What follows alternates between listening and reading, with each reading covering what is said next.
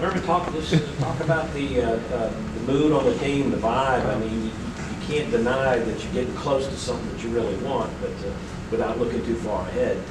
Describe what it's like. I think Coach Graves touched on it a lot. He said we will our feet are, be in the precious present.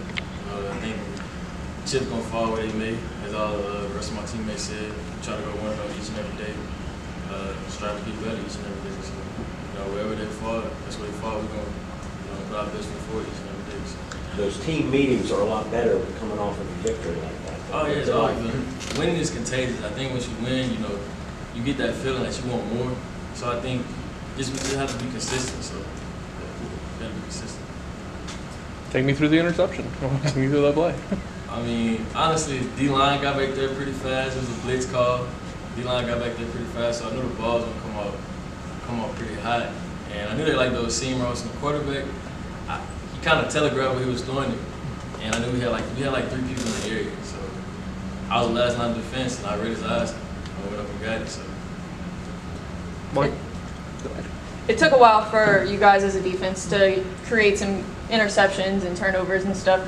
Is that feeling also contagious that y'all just want to keep doing it every week? Yeah, I think the last 3 weeks we had an interception each game for the last 3 weeks. And I think the first pick we had against Alcorn, that same week, I said in the press conference that when we needed it the most, it was going to come. And in this last stretch of the season, I think when we needed it the most. So now we create turnovers, and this is the defense is on. Do you feel like the next step for y'all defensively is sorry? You feel like the next step defensively is for y'all to kind of contain these second half lapses, like last week, Alabama A&M scored the late touchdown. 2 weeks ago, Florida A&M had the fourth quarter touchdown. You feel like that's something that needs to be controlled? Oh yeah, of course. I mean, we run to win at practice, so I think the last drive is like the last drive of the game is probably our most important drive, and it shows how hard we work at practice. I think we just have to do a good job of being consistent throughout the whole game, through all 4 quarters of the game, 60 minutes of the game, just playing our best football. And it's gonna start. It start with us, So we gotta finish the game. How you doing your part to make sure no scenarios, like no clinching talk gets brought up in the locker room? Like I said, we all focus on the same goal, getting to the SWAC championship. But right now, we worry about the precious present, like Coach Graves said. We're about going 1-0 each and every day. So. When you're facing a quarterback that's a dual threat like that, how do you decide, or how do you know what to do, when to come up? I mean, in the back end, we have T-set, we have Noah, we have a lot of do-it-threat quarterbacks on our team. So I think practice prepares us for that. I think the D-line does a good job of containing, and I think we do a good job in the back end of a lot, like making him hold the ball a little bit longer. So the linebackers do a good job as well as tracking the quarterback when it's time to go get the quarterback. I think we just have to worry about bringing him down on the first time we touch him, like first time we tackle him. I think we got to do a better job of tackling for sure. And what have you seen from this guy you're going to face this week, Cameron Ransom? I think he's a pretty good do-it-threat quarterback.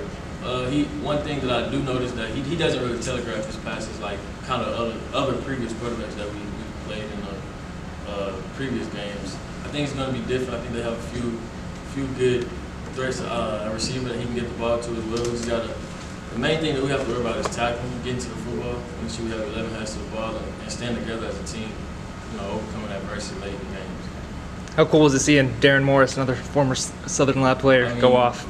Me and Darren like this, so we talk every day. That's my guy. Been my guy since 9th grade, so he's just good at seeing where we came from. We worked out every day since 9th grade. He's the reason I came back to Southern. He's part of the reason I came back to Southern, because I wanted to play with him again.